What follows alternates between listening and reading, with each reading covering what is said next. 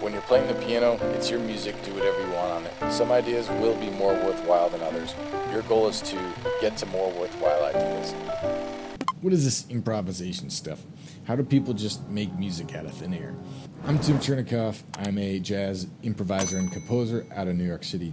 I want to show you a key to improvisation that I've figured out. And it's so simple, but it helps me think about how to improvise better every single time I do it. It's also the basis for a lot of my composition. You stick to the end of the video, I'm going to show you some things about composition as well, but let's get back to improvisation.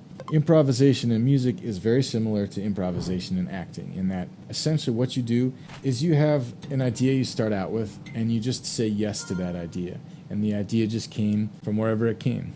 And using the metaphor of acting improvisation, what do you start out with?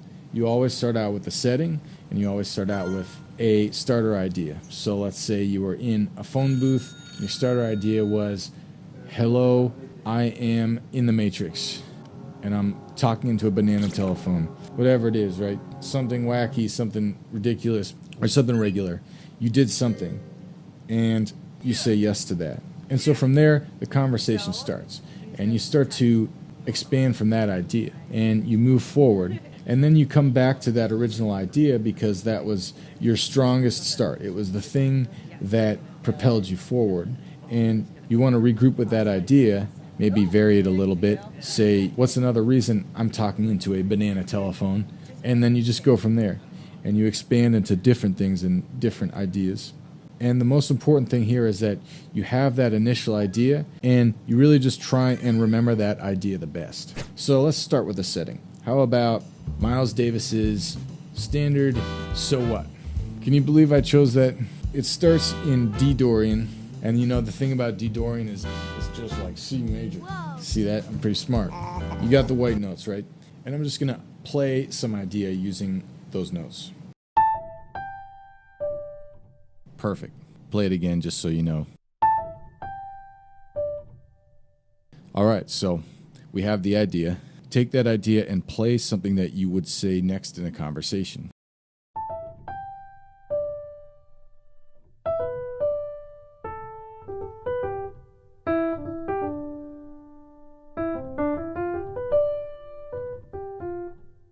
And the thing is, teachers are going to tell you the exact notes you should have used, but my personal idea is literally use anything. Anything inside those notes is fine. Maybe you want to use some cooler notes, some pentatonic thing, but what's important is remember this idea. Whatever it is, just explore that.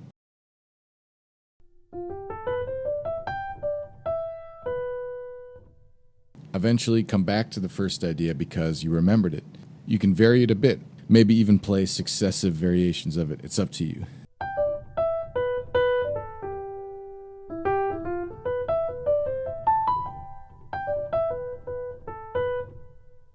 You can, of course, go all sorts of ways. In this exercise, you don't have to be constrained by anything, really. It just depends on what you know and what comes out.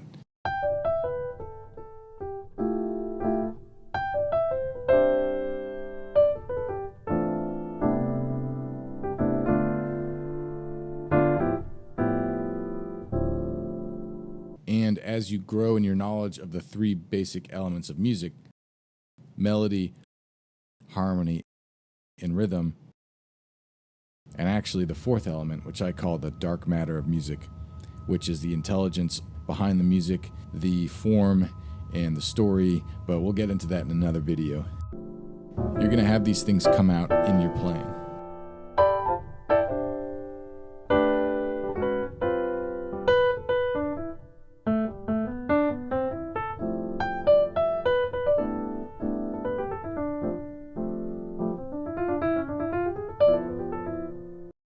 To sum it up, here's the really simple exercise. Play a very short idea, any idea. Go away from that idea. Then come back to that idea.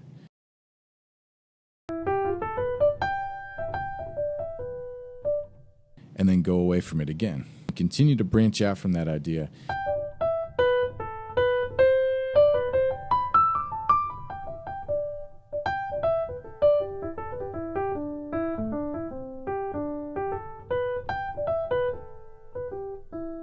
and eventually extend to a new idea.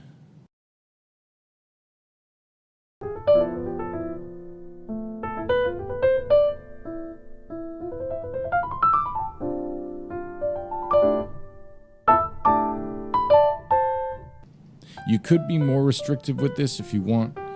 You could literally crunch it down and say you can only play 3 notes, then add 1 more note.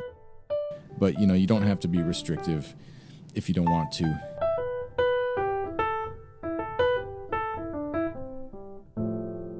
When you're playing the piano, it's your music, do whatever you want on it. Some ideas will be more worthwhile than others.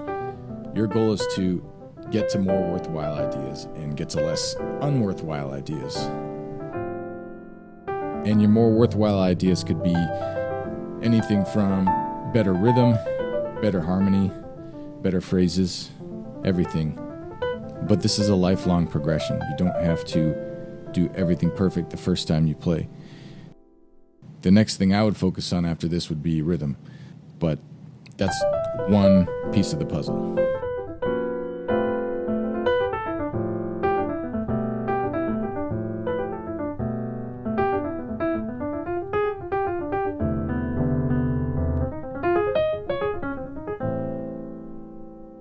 I hope that this helps you in your improvisation. Literally just do it anytime you're at an instrument. Do it right now if you're at an instrument. Do it later when you're at an instrument. Do it in the middle of a pit band performance.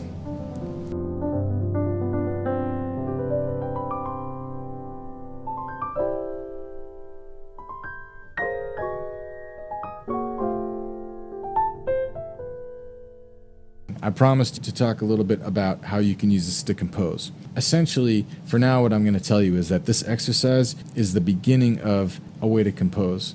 A really simple way. Now, it still takes us a long time to develop our sound. So if you're new to improvisation, this is going to take a little bit more time to be effective. But when you sit down and you improvise, your best ideas eventually come out. People always complain that they weren't in front of the recorder when they play their best ideas. Now, essentially what you want to do is just lean into that. Record everything that you do until you play stuff that actually represents an idea that you really wanted to get out. You compose in real time in front of a recorder and go back and just take those minutes that were the best and then essentially just excavate that onto the page. That's what I've done for a lot of my compositions that have been the best. It's those moments that you want to capture. And so practicing in front of a recorder is by far the best thing to do.